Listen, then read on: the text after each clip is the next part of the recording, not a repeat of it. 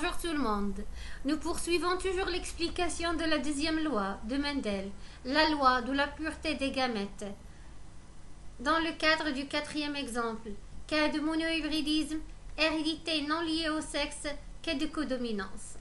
En cas de croisement entre deux parents qui font partie toujours de la première filiation F1 et présentant un caractère mixte D1, D2, ce croisement donne naissance à des individus pour former la deuxième filiation F2, composée de 25% individus présentant le caractère dominant D1, 25% individus présentant le caractère dominant D2 et 50% individus présentant le caractère mixte entre D1 et D2, comme le cas de croisement entre les fleurs à pétales roses qui donnent 25% fleurs à pétales blancs, 25% fleurs à pétales rouges et 50% fleurs à pétales roses intermédiaires entre le rouge et le blanc.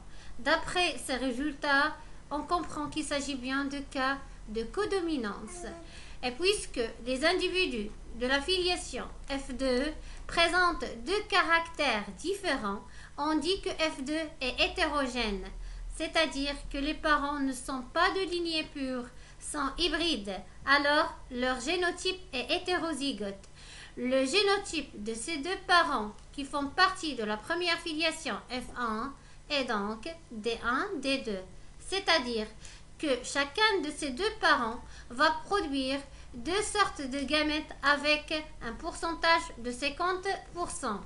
Passons maintenant à l'interprétation chromosomique et en traçant l'échiquier de croisement. Donc, on a ici la représentation des gamètes produits par chaque parent, D1, D2, D1, D2, et suite à la fécondation et l'union des gamètes au hasard, on obtient théoriquement 25% individus présentant le caractère dominant D1, 50% individus présentant le caractère mixte D1, D2 et 25% individus présentant le caractère dominant D2. Passons maintenant à la comparaison de ces résultats théoriques avec les résultats expérimentaux. On va trouver qu'il s'agit de mêmes résultats. On dit que les résultats théoriques sont compatibles avec les résultats expérimentaux.